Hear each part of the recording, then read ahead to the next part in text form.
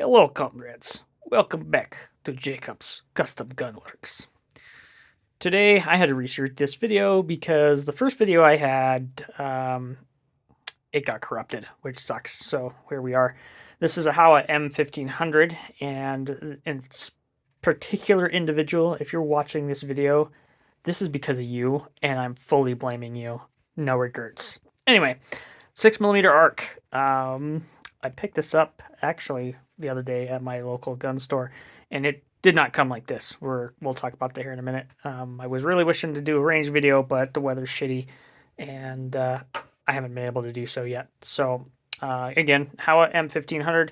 Um, Little fun fact for those of you that may or may not know: Howa builds the actions for the Weatherby Vanguard. So if you get one of these in a Weatherby, flip it over and check it out somewhere, either on the receiver or sometimes on the barrel. It'll say "Made in Japan by Howa." Kind of neat. Now you know. Anyway, this particular one is the 20-inch, their version of their 20-inch heavy barrel. It is threaded 5/8 by 24. I was going to order the barreled action only from Brownells and then decided not to because it was like another $50 to get the stock and the scope, and I was like, let's just do that. So I just ordered the whole blasted gun. Anyway, so what do we have for optics? We have the Vortex Diamondback Tactical in the 6-24 by 50, and I got that crazy long sunshade on there just because. This came with a Nico Sterling scope and base mounts from Howa, and it's a 4-12 by 40, and there's nothing wrong with that Nico Sterling. In fact, it's sitting right here in the box. It's their Game Pro. I think if you were going to use that scope for shooting deer or coyotes or game or whatnot, I think it'd be fine. I don't think any reason why you'd have to take it off. I don't think I would put it on a Magnum cartridge of any kind. That's just me personally. I don't mind them. They're better than some of the other less expensive competitor gun scopes that are coming on. Like Savage Axis and some of the other ones. Better than the no brand or no name Weavers or Bushnells or whatever they throw on there. But anyway, I think it's fine. Not going to work for what I want it to do, which is long range shooting. So we got that scope on there. I did put a 20 MOA rail on there, and believe it or not, I found this on Amazon. Ooh, I know. From Outer Impact, and crafted in the USA. It bolted up just fine, as you can see. And then just use Weaver style rings there and got her where I wanted.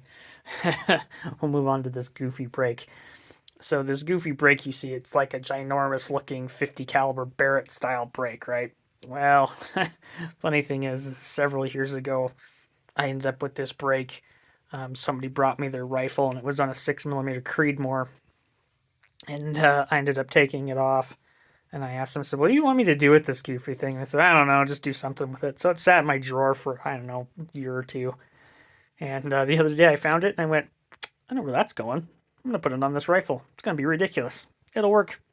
Till I end up getting my can, which will be a little while from now. That's what I'm going to put on there. So if you're shooting next to me during a competition shoot or at the range, bring earplugs because it's probably going to be stupidly loud. This gun should have 0 recoil, but it should be fun.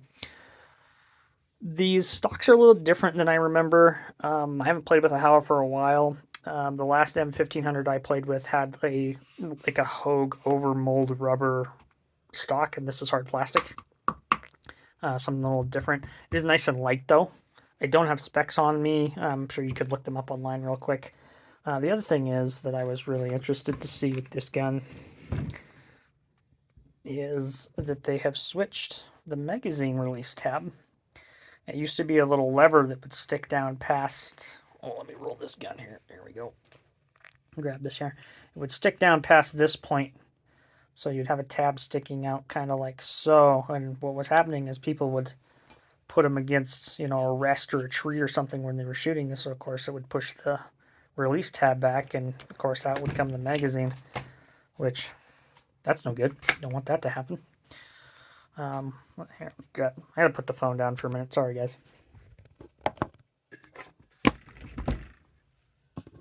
Okay, we're back. The other thing I did is I got this directly from Legacy. That is their bolt-on or clamp-on extended bolt handle. This was $10. It was on sale, so I figured why not. Um, the goofy thing is they come with a little rubber O-ring to help you keep this from rotating left or right. The only thing I didn't like, and those of you were wondering, yes, the gun is clear.